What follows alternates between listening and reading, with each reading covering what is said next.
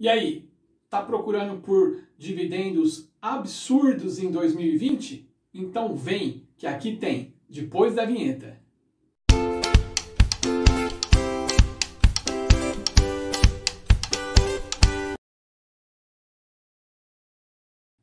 Olá, investidor! Seja bem-vindo ao canal Ação em Ações. O meu nome é Pedro e eu estou aqui hoje para falar dela, sim, da Transmissora Aliança, a nossa Taesa.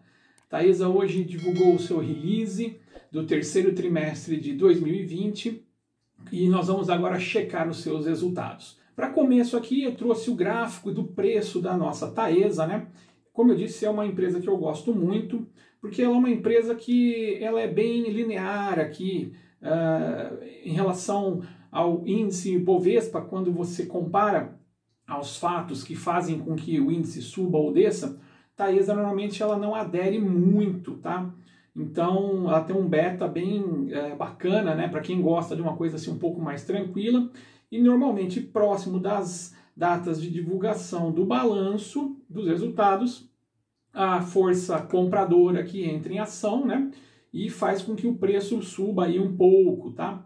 Hoje a Taesa fechando em torno de 10,60 na TAI 3. Taesa, como eu estava dizendo, anunciou então aqui os seus resultados e nós vemos aqui a receita líquida dela 57,5% maior em relação ao mesmo período do ano passado, foi de 941 milhões de reais. Um lucro líquido de 631 milhões de reais, 76,6 vezes maior em relação ao mesmo período do ano passado. Nós já vamos comentar sobre isso. E a dívida líquida dela, de 4,6 bilhões, também 76,6% maior em relação ao mesmo período aí do ano passado, né? Bom, Taesa aqui anunciou no release, então, a justificativa desse lucro líquido de 631 milhões de reais, né? Um aumento, então, de 76% em relação ao mesmo período aí, explicado principalmente, gente, aqui, ó, índices macroeconômicos, né? No caso aqui, ó, IGPM. Lembre-se, sempre eu explico aqui no nosso canal a respeito da importância de nós avaliarmos as nossas empresas, não apenas por um indicador isolado ou alguns conjuntinhos de indicadores, e muito menos por opinião de gente da internet, tá? Muito importante você avaliar fatores macroeconômicos, fatores setoriais, fatores financeiro-econômicos e além dos fundamentos da empresa, né? Para você decidir se ela entra, se ela fica ou se ela sai do seu portfólio, tá? Aqui no caso, olha, um fator macroeconômico, o IGPM. O que é o IGPM? O IGPM é o índice que mede a desvalorização da nossa moeda por conta da inflação, né? Então houve aí uma correção das receitas por conta do IGPM, que faz a correção ali dos contratos de concessão, então a receita da Taesa aumenta. Isso é um fator positivo, faz com que a receita dela aumente, seus lucros aumentem, tá? Quais outros fatores nós podemos citar de aspectos aqui macroeconômicos? Por exemplo, algum tipo de regulação do governo. Em meio à pandemia, o governo pode pedir que as empresas prorroguem os pagamentos das contas. Então isso seria um fator que vai impactar de uma forma negativa nas receitas, tá?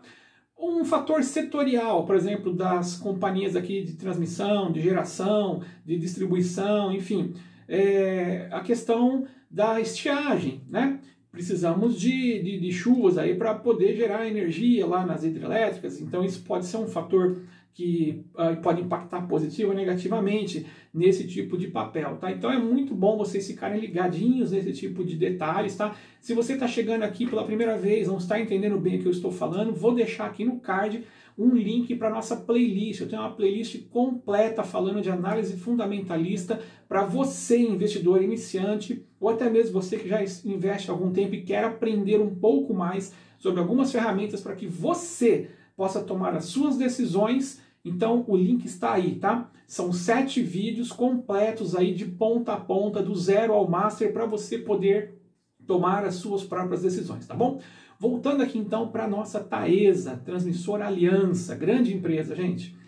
A consolidação também dos resultados se deve aí pelas aquisições que essa empresa fez, né? Aqui de São João, São Pedro, que adicionam aproximadamente 158 milhões no lucro líquido do trimestre. Então, É normal, gente, você ver aí uma empresa desse porte aqui com uma dívida líquida expressiva, né? Por quê? Porque ela precisa de ativos, tá? Empresas desse porte, principalmente não, mas empresas do tipo das transmissoras, geradoras, distribuidoras, siderúrgicas, elas têm ativos muito pesados, muito robustos, então ela precisa de ter o seu endividamento, para quê? Para ela poder fazer investimento em melhorias, para ela poder fazer ampliações em suas estruturas, né? Então é normal você acompanhar aqui uma dívida líquida, na verdade uma dívida bruta, né?